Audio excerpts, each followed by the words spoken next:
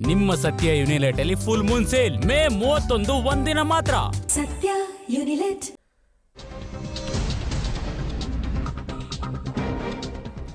DK Shivakumar ಪದಗ್ರಹಣಕ್ಕೆ ಈಗ count down ಶುರುವಾಗಿದೆ. DK ಪಟ್ಟಾಭಿಷೇಕಕ್ಕೆ Ramanagara ಜನ ಸಾಕ್ಷಿಯಾಗಬೇಕು ಅನ್ನೋ ಲೆಕ್ಕಾಚಾರ ಇಟ್ಕೊಂಡಿದ್ದಾರೆ. ಸೊ 40,000 ರಿಂದ 50,000 ಜನ ಅಲ್ಲಿಂದನೇ ಕರ್ಕೊಂಬರ್ತಾರಂತೆ. ಪ್ರತಿ ಕ್ಷೇತ್ರದಿಂದ 10,000 ಜನ ಕರ್ಕೊಂಡು ಬರ್ತೀವಿ ಅಂತ ಪಬ್ಲಿಕ್ ಟಿವಿಗೆ DKಶಿ ಆಪ್ತ ಇಕ್ಬಾಲ್ ಹುಸೇನ್ ಹೇಳಿದ್ದಾರೆ. 4 ಕ್ಷೇತ್ರ ಬರುತ್ತೆ.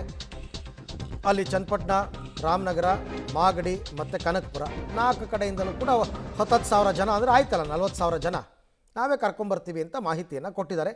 ಅದ್ಧೂರಿಯಾಗಿ ಕಾರ್ಯಕ್ರಮ ಆಗಬೇಕು ಅಂತ ನಾವು ಪ್ರಯತ್ನ ಪಡ್ತಾ ಇದ್ದೀವಿ ಅಂತ ಕೂಡ ಹೇಳ್ತಾ ಇದ್ದಾರೆ. ಸೊ ಹಾಗಾಗಿ ಇವಾಗ ಕಾರ್ಯಕ್ರಮವನ್ನು ಗ್ರ್ಯಾಂಡಾಗಿ ಸೆಲೆಬ್ರೇಟ್ ಮಾಡಬೇಕು ಅಂತ.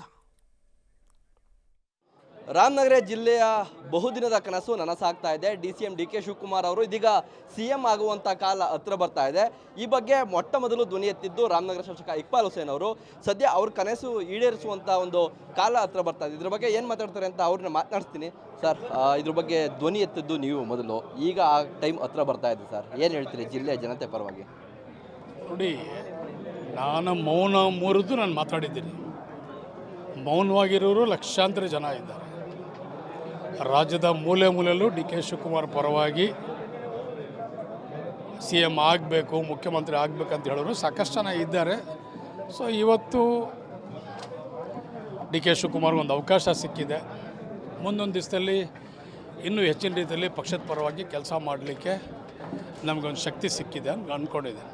ಸರ್, ಈಗ ಪೂರ್ವಭಾವಿ ಸಭೆ ಮಾಡಿದ್ರೆ ಕಾರ್ಯಕ್ರಮಕ್ಕೆ ಹೋಗಲಿಕ್ಕೆ ಯಾವ ರೀತಿ ಸಿದ್ಧತೆ ಮಾಡ್ಕೊಂಡಿದ್ದೀರಿ? ಇಲ್ಲ ನೋಡಿ, ಇದು ನಮ್ಮ ಜಿಲ್ಲೆಯ ಒಬ್ಬ ನಾಯಕ, ಒಬ್ಬ ಜಿಲ್ಲೆ ಮಣ್ಣಿನ ಮಗ. ಸಾಕಷ್ಟು ದಿನದಿಂದ ಅವರು ಒಂದು ಆಸೆ ಇಟ್ಕೊಂಡಿದ್ರು. ನಮಗೂ ಅವ್ರು ಆಗಬೇಕಂತಂದು ಆಸೆ ಇತ್ತು. ಇವತ್ತು ಭಗವಂತ ನೆರವೇರಿಸಿದ್ದಾನೆ. ನಮ್ಮ ಮನೆ ಕಾರ್ಯಕ್ರಮ ಇದು, ನಮ್ಮ ಕಾರ್ಯಕ್ರಮ ಇದು, ನಮ್ಮ ಕ್ಷೇತ್ರದ ಕಾರ್ಯಕ್ರಮ. ಸಹಜವಾಗಿ ಅಭಿಮಾನಿಗಳೆಲ್ಲರೂ ಕೂಡ ಬಂದೇ ಬರ್ತಾರೆ, ಅಭಿಮಾನಿಗಳನ್ನ ಸೇರಿಸ್ತಾರೆ. ದೊಡ್ಡ ಮಟ್ಟದಲ್ಲಿ ಕಾರ್ಯಕ್ರಮ ಮಾಡಬೇಕು ಅಂತ ಅವ್ರಿಗೂ ಆಸೆ ಇರುತ್ತೆ. ಹಾಗಾಗಿ ಆ ಜಿಲ್ಲೆ ಅಂತಲೇ ಅಲ್ಲ, ಬೇರೆ ಬೇರೆ ಜಿಲ್ಲೆಗಳಿಂದಲೂ ಅಭಿಮಾನಿಗಳು ಬರ್ತಾರೆ. DK ಶಿವಕುಮಾರ್ ಅವರ ಅಭಿಮಾನಿಗಳು ಎಲ್ಲೆಲ್ಲಿದ್ದಾರೆ ಅವ್ರು ಬರ್ತಾರೆ, ಬಂದು ಕಾರ್ಯಕ್ರಮ ವೀಕ್ಷಣೆ ಮಾಡಿ ಅದನ್ನು ಸಕ್ಸಸ್ ಮಾಡ್ತಾರೆ.